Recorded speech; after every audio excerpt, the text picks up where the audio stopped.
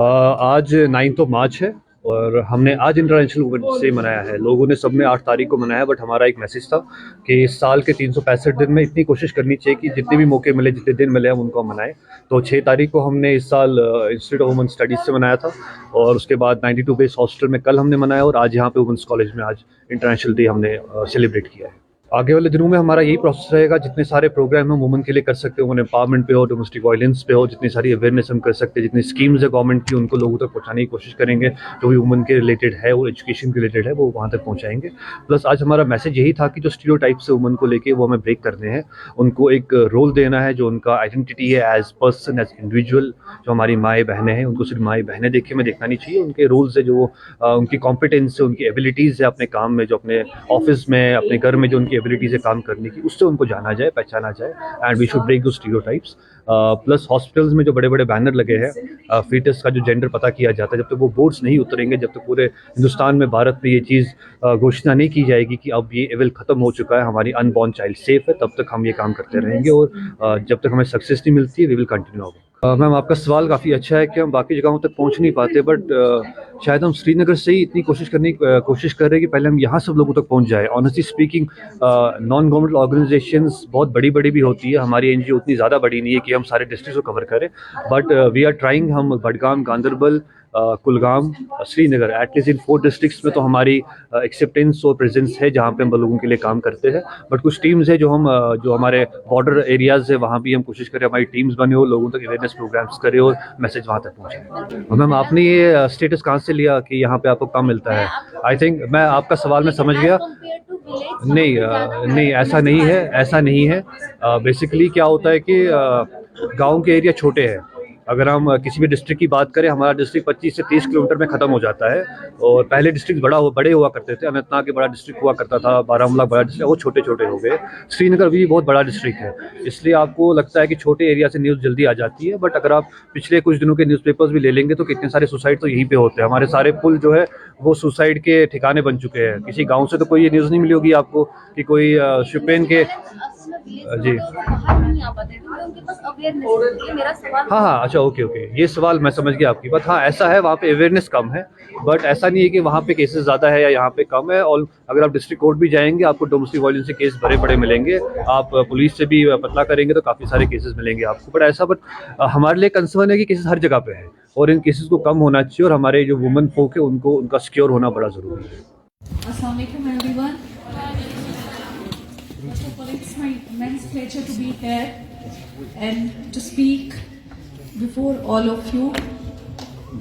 My heartfelt gratitude and respect to all dignitaries present here. First of all, happy Women's Day to everyone, every girl, every woman present here.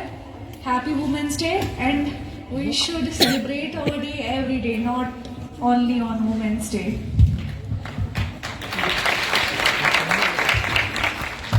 I am Seher Nazir.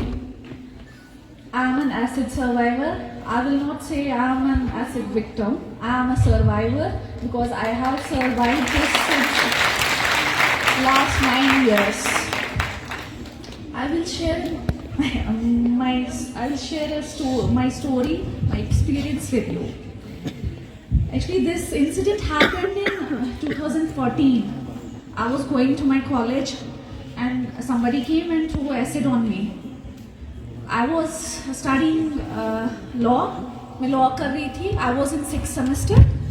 तो मैं 6th semester में college जा रही थी, तो किसी ने मेरे पे एसिड फेंक दिया.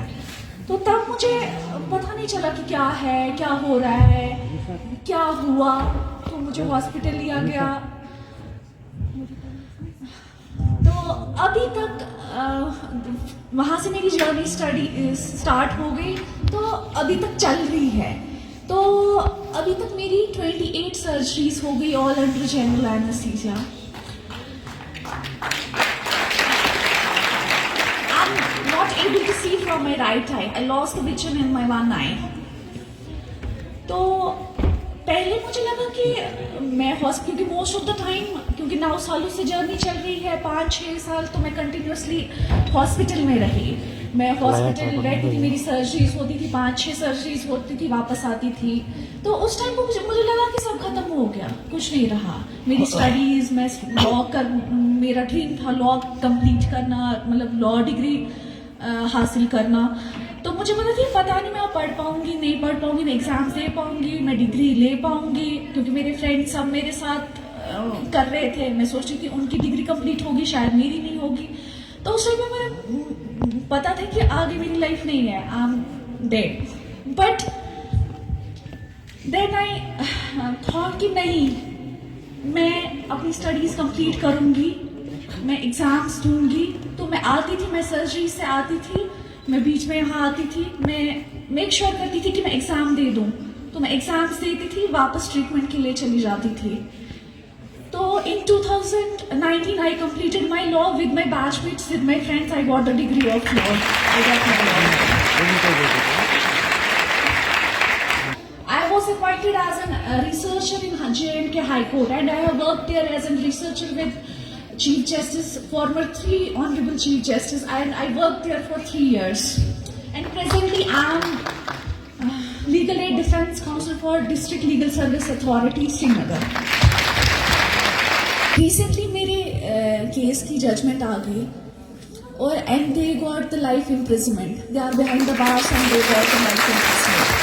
तो आप एक चीज शेयर करेंगे, उन्होंने ये सोच के शायद ये किया था कि हम ऐसा करेंगे, शायद शहर बाहर नहीं आएगी, शायद वो बाहर होंगे और शहर बाहर नहीं आएगी। तो